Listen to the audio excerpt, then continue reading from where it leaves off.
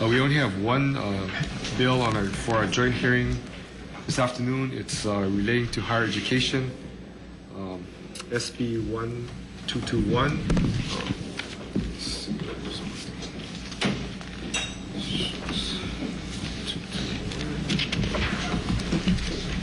We have Tulsi Gabbard.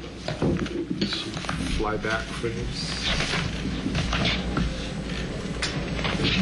We have a representative here. A representative? Just because he's a Gabbard, he doesn't mean anything. Okay, if not, testimony in support. Mayor Kinoy from the Big Island. Okay, he's busy. Councilmember Onishi from the Big Island. Support also. Richard Lim, DBED. Stand in strong support. Thank you. Glenn Okimoto, Department of Transportation. Support for Glenn Okimoto. Stand in strong support. Thank you. Let's see. Major General Wong. Stand in strong support. A tremendous opportunity for our youth. Thank you. Okay, Chancellor Straney from UH Hilo. Kevin Morris, a professor at UHH and member of the Exploratory Committee for Chancellor Straney. We stand in strong support and we'll be happy to try to address any questions if there are. Thank you. Let's see, Noreen Yamani, Hawaii Community College. Chancellor, not. We have her testimony in support. Luke Flynn, Hawaii Space Grant Consortium. We have testimony in support. Mel Kahele, Ironworkers Stabilization Fund, testimony in support. Troy Cullen, Wakakilo Kapole Honokai Hale Neighborhood Board, not testimony in support. Art and Renee Kimura, testimony in support. Ronald Takata from Honolulu Community College. John Williams, support. Brian Dote, support. Kawai One Needham, support. Victor Vieira, support. Douglas Dyer. Troy Abraham. Stephen Algu Gilario. Stephen A. Stephen A. James Lowe. Stand in support of my previously submitted Thank you. Kai Ali'i Kahele. Stand in strong support and have a prepared testimony. If you'd like to present it, you can. If not, if you want to summarize, that'd be good too. Go for it. Thank you. I have copies of the committee's report. If anybody, we have it too. Okay, great. Thank you. Chairman Taniguchi, Chairman Espero, members of the Joint Committee on Higher Education, Public Safety, and Intergovernmental and Military Affairs, aloha. My name is Kyle E. Kahele, and on behalf of the Governor's Aviation Exploratory Committee, created with the passing of Senate Concurrent Resolution 156 by the legislature last year, I would like to thank the senators that introduced this bill, as well as Chairman Taniguchi and Espero, for taking the time to afford this bill the opportunity to be heard by members of the Senate. Senate Bill 1221 is essentially the first building block of an investment for our state, our higher education, and most importantly, the future generations of Hawaii's keiki. Last year, Senate Concurrent Resolution 156 overwhelmingly passed the 26th legislature and called for the creation of a 10-member exploratory committee charged with determining the viability and potential impact of a collegiate aviation program and international aviation training center in Hilo. The committee, appointed by the governor, brought together subject matter experts in the fields of education, aviation, transportation, and economic development.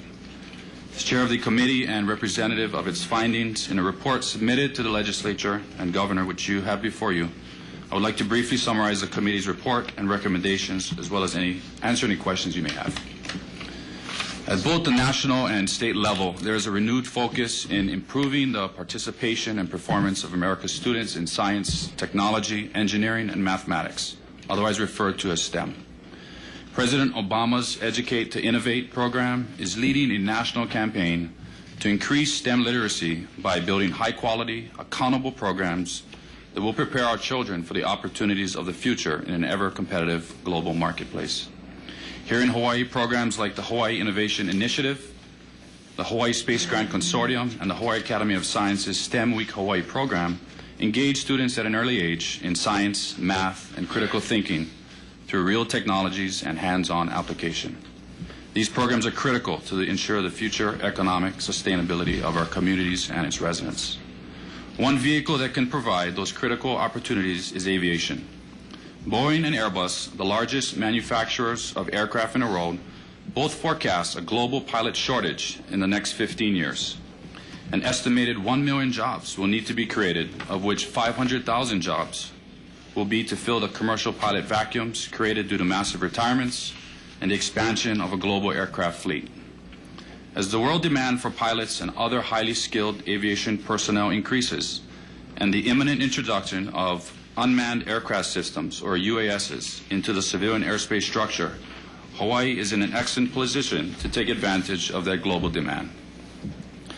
The proposed Hawaii International Aviation Training Center and collegiate programs at HCC and UH Hilo will provide high-quality education and training opportunities in aerospace and aviation that are currently not available in the state of Hawaii today. The proposed programs would assist in the diversification of the state's economy and provide an opportunity to gain a reputation as a world-class aviation training center servicing the Pacific Rim and beyond. Aspiring high school graduate aviators that have for decades left the islands to get their required training, some that are even in this room today, would have had the opportunity to stay in Hawaii, building their flight skills while attaining their collegiate degree. As part of the committee's tasking, a fact-finding trip to Embry-Riddle University and Yavapai Community College in Prescott, Arizona, arguably the benchmark standard for flight training in the country, revealed that of the more than 700 students currently in attendance at the Prescott campus, over 70 of those students were from Hawaii. On average, each student, and more likely their parents, will spend roughly $260,000 over a 4-year period to attain their flight training and 4-year college degree. Just those students alone account for $18 million leaving the state annually, and this is just at Embry-Riddle. Hundreds of Hawaii high school graduates attend aviation programs at the University of North Dakota, Purdue University, Arizona State, Embry-Riddle, Daytona Beach. The proposed aviation programs in Hilo would give Hawaii residents and students a greater opportunity for careers in the aviation industry while keeping our local dollars here at home, supporting our local communities and businesses. Just to give you an idea of the economic impact of the proposed programs, we did a comparative analysis of Yavapai Community College, which is in Prescott, and is home to one of the nation's top helicopter pilot programs, and Hawaii Community College. According to Hawaii Community College Chancellor Noreen Yamane, the single largest revenue-generating program is their culinary arts program. The program last year generated $120,000 in revenue, and after $100,000 in expenses, the college profited $20,000. Yavapai Community College, which has the Advanced Helicopter Pilot Program, which we are proposing at HCC, generated $15.9 million in revenue last year, and after $6.9 million in expenses, Yavapai profited $9 million. It is the highest revenue-generating degree program at Yavapai, and it currently surpasses the current contributions from the state of Arizona. These proposed programs are just one spoke of the aerospace STEM wheel, as future career fields in avionics, air traffic control, meteorology, airframe power plant mechanic, and aviation business management, as well as advanced aeronautical degrees, are offered in the expanding program. For several years now, the Asian economies of the Pacific Rim have been the fastest growing in the world. Hawaii, whose unique geographic location serves as a gateway to Asia, continues to see the rapid growth as a potential avenue for the state, serving as a center for educating people of these countries in the critical skills necessary to sustain their growth. The recent decision by the United States to include Taiwan in the visa waiver program will only further expand Hawaii's role into Asia. The state's largest and oldest air carrier, Hawaiian Airlines, will begin in July of this year flying 3-day-a-week service to Taipei, the capital of Taiwan. And this will add 45,000 more air seats from Asia. Tourism is no doubt the largest economic driver in our state, but with world-class programs in astronomy, law, nursing, marine biology, pharmacy, medicine, and engineering, just to name a few, our University of Hawaii is poised to be the innovation center of the Pacific. In conclusion, this bill currently before you will allow the work of the Aviation Exploratory Committee to continue by authorizing the Chancellor of the University of Hawaii at Hilo to fund temporary positions required to complete the detailed studies and planning for the proposed aviation programs, an authorization to plan, feasibility study, economic impact studies, and community meetings, as well as detailed plans of the proposed programs and their cost structures are all required to bring them to fruition. This investment in Hawaii students and its residents is in the best interest of the state and is critical to developing a highly educated, highly skilled economy and workforce. It is with this approach that we will prepare the future generations of Hawaii's people for the increasingly competitive global arena. Thank you for the opportunity to present my testimony, and I urge the passage of Senate Bill 1221 by your committee. Thank you. Thank you, sir. Christopher Poponi. Michael Namaka. Bo Masuyama. Strong staff support, sir. Thank you. James McCulley. Also in support. Ron Amamiya.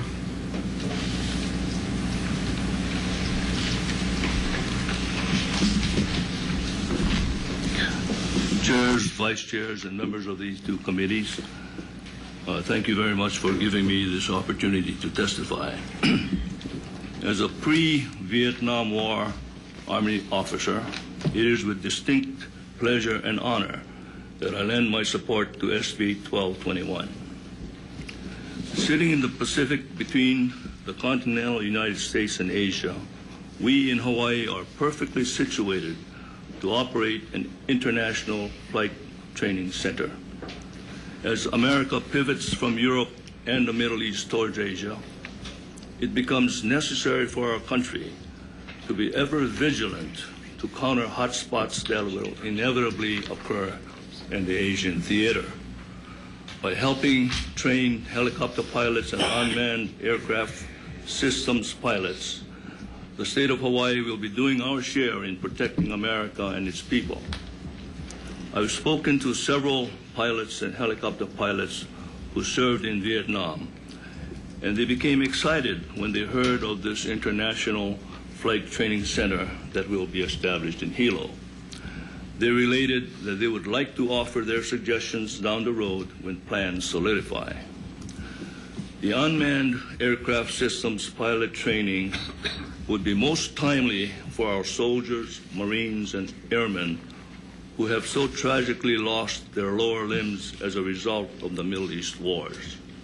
It should go without saying that these brave veterans would continue to serve their country with honor and become proficient drone pilots. Again, thank you for this opportunity. Thank you. Alfred Basiwa. If not, is there anybody else to testify on this bill? If not, questions from members? Senator Baker, followed by Chair Sparrow. I was just wondering how the program to be set up in Hilo would dovetail, complement, or compete with the one at the community college. I think it's Honolulu Community College. Did anybody answer that question? Anybody from UH? Chancellor? Go ahead. Representing the Chancellor. Yeah, I'm not sure he's totally comfortable with that, but no, I think he is. I'm Ken Morris. I'm a professor in the College of Pharmacy and also was a member of the committee. The the distinction between the program at Honolulu Community College and UHH is that it's a 2-year program. And the program that we're proposing to be the UHH counterpart of that would be a 4-year program, whereas the HACC, the Hawaii Community College, would be the unmanned vehicle and helicopter program. So it would be, in fact, we would work as closely as possible with Honolulu CC to make sure we weren't duplicating. So in some disciplines, nursing for instance, there are some 2-year programs, and then those folks can go into the 4-year program. Has, UH Hilo thought about that as also a pathway for folks that might be over here, get started, and then matriculate to UH Hilo to finish their 4-year degree? Absolutely. Yes, that's, and in fact, even for the Hawaii Community College folks, if they wanted to go into a 4-year program and extend from the helicopter and unmanned vehicle to full flight. So that would be the goal. Yes. Thank you, Chair. Chair Sparrow? Actually, I think you did answer my question. So you saying that there will be no impact at Honolulu Community College? Well, none that we anticipate, at least. I'm not as familiar with their program as some of the other members of the committee, but we don't anticipate it to negatively impact, at least. Hopefully it would positively impact it if we start attracting more students than can be accommodated by either program alone. The unmanned portion of is that Hawaii Community College? Yes. What would that entail? In terms of the curricula and Are you talking about drones and? Yeah, I'm stuff? actually way out of my depth commenting. I would have to defer to Kai Kahili or one of the actual. I don't even like to fly, but the as I understand it, it wouldn't be limited. But Kai, I don't know if you Sure, want. come on up. Yeah, come. Whoever could answer that.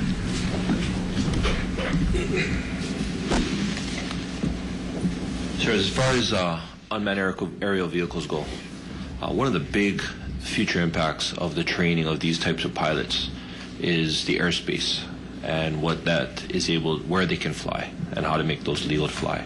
As you know, there's been a lot of attention with drones lately in the news and on the internet of what's going on with how we're using them.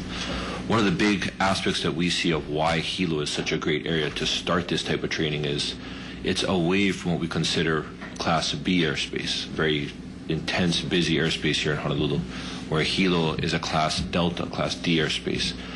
It also, a lot of these vehicles now are currently working under FAA review of how they're going to be monitored and flown and what type of regulations that airspace will require. I have no idea yet how the FAA is going to decide, but I can tell you that there are a lot of programs already nationwide that have built the vehicles, are testing vehicles in airspace way north of the continental U.S. area, and they are waiting to launch these training programs. In fact, one of the training programs was recently in the news because they are basically standing by approval. So we are looking more at the aspects of agriculture. A lot of the fish spotting done out here in Oahu and in the local Hawaiian Islands is done with manned airplanes. These are starting to become the approved choice because of time on station for the UAVs. And the other thing that they're looking at is crop dusting. A lot of that type of stuff where they're exposed to chemicals and things that we really don't like human contact. So the flying of the UAV UAS out in the Hilo area is something that we're looking heavily upon as one of the new frontiers of this type of technology. Well, one concern I have is that how was the Hilo airport and area chosen? West Oahu, for example, has an underutilized airport at Kalailoa. And we've got hangars out there and other things. And unmanned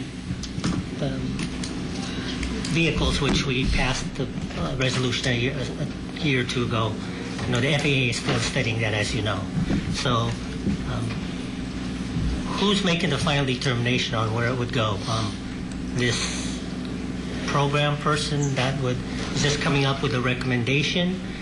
Is this something the Regents has looked into?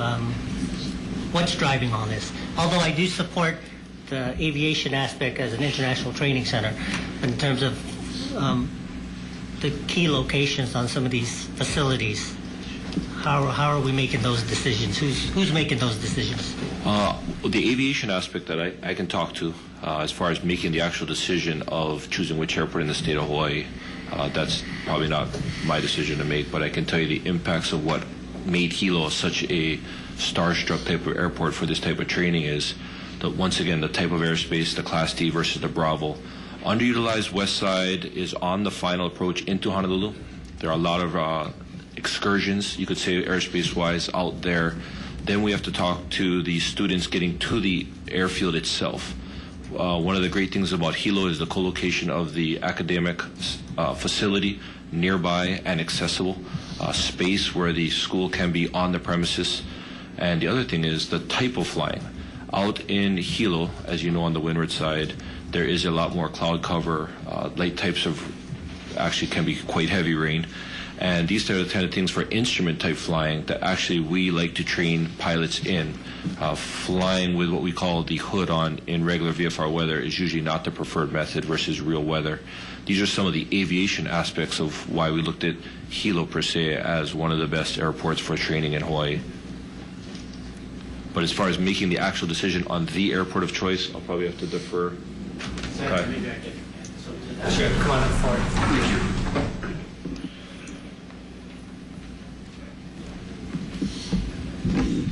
Ford Fujigami, Deputy Director, Airports Division. We looked at, Hilo as what we felt was the ideal spot because of UH Hilo, plus the fact that I think everybody knows the activity in Hilo is very, very limited right now. While we've worked very hard to try to get more activity in Hilo, it's been very difficult to get more airlines to fly in there, and we felt that having the aviation school on our airport would bring tremendous economic growth to the community. Kailailoa Airport, as you well know, we have been working very diligently to increase activity there when it comes to our general aviation community. We have all our T hangars that were out there that were built probably in 2011 are all filled. We're trying to build more T hangars out there because there is a demand there. We recently got MAP money, which is Military Airport Program money, to go ahead and renovate Hangar 110. We're going to be getting $3 million a year for the next 5 years to go ahead and do that. So there's a lot of development going on in Kailailoa. And when you talk about activity, there'll probably be a tremendous amount of activity going there. With the building of the Kolina Resort, Aulani Hotel, we feel that if we put a jet fuel tank out there, we already have a avgas fuel tank out there. We'll be able to get more aircraft to fly in directly to Kailailoa and possibly go to the resort area in that area. The other thing, we do have the Coast Guard. There's a tremendous amount of activity out there between the helicopters and the C-17. So while we haven't made a final decision on it, we felt that the best site for this particular project was Hilo International Airport. Thank you. Thank you. Further questions, Senator? Question for Yes, Senator. Right now, I think in his testimony, Lieutenant Colonel Masuyama mentioned that military was touching goals in Hilo. Yes. And that was a decision because of the utilization of the area. Well, that probably General Wong could probably speak to it. Yeah, but Hilo Airport, basically, it's very important that whenever the president comes to the backup, Air Force One also parks there as well. We have a lot of military activity there. While we don't have a lot of commercial business, Hilo basically is our backup when there's any emergencies and such like that. So in terms of landing. That's it. Thank you. Senator Baker? Just one question. It seems to me that a kind of activity that, I don't know whether it would be included in this, but my understanding is going to be very much in need are the training for air traffic controllers, and knowing that that's an aspect of the drone activity. So would that also be considered as part of the aviation training? Absolutely. Yes, it's part of the further advanced curriculum that the programs, and all three programs, will be able to complement air traffic control and airframe power plant. And some things that are already being offered at Honolulu Community College, but air traffic control would absolutely be one. Thank you, Chair. Thank you. Further questions? If not, I guess, Chair, a quick question. The $350,000 for basically two staff persons, are we talking about somebody making double the amount that the governor is going to make? Yeah, how will the what's the breakdown of the 350? Yeah. Yeah, so there's a 40% overhead to start with for the employees, so that's part of it. But I think the salary that range that we had talked about was actually, I don't know what the governor makes actually, but between about 150,000 would be the salary. The issue is, and this is common with other areas that are high tech, is that in order to get somebody who's really got the credentials and the experience to make this work in the time frame we're talking about, you have to compete with either the private sector or the. You sound like a UH administrator. Yeah. It took a while, but I think I caught it. Yeah. We got hours of, okay. Yeah, so that's basically what it boils down to, though. And we face the same thing in all the technical areas.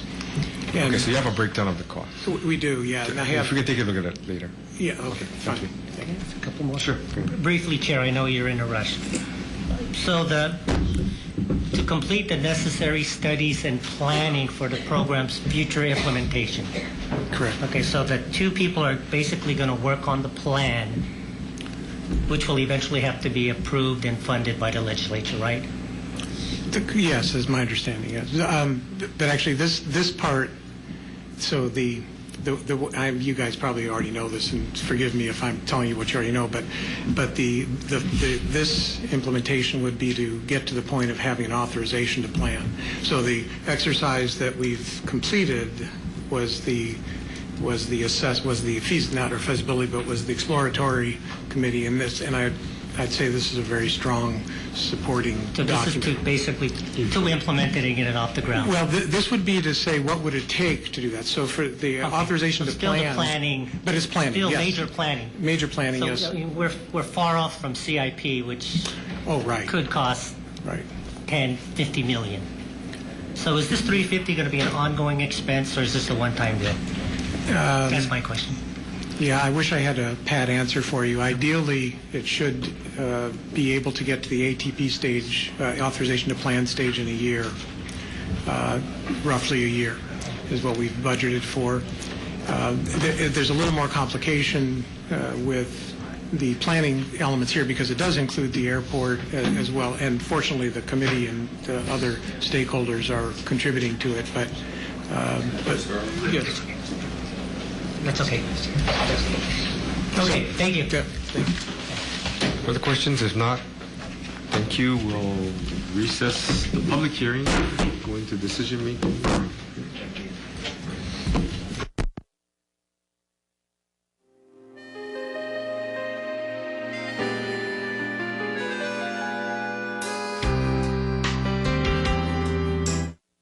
Going to decision making on Senate Bill 1221. Both chairs will recommend we pass the bill out to Ways and Means Committee. We will, however, blank out the amount and reflect in the committee report some of the costs that might be involved with this. Any discussion? If not, Senator Kahanley for Chairs, higher education is to pass with amendments. Senate Bill 1221. Chair? Aye. Vice Chair votes aye. Senator Agaran? Yes. Senator Ige is excused. Senator Kidani? Aye.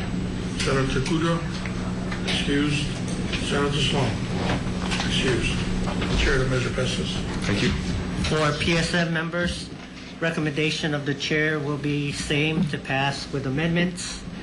We do not have a quorum, so we will vote after our 2:45 agenda today in this room. Great. Thank you.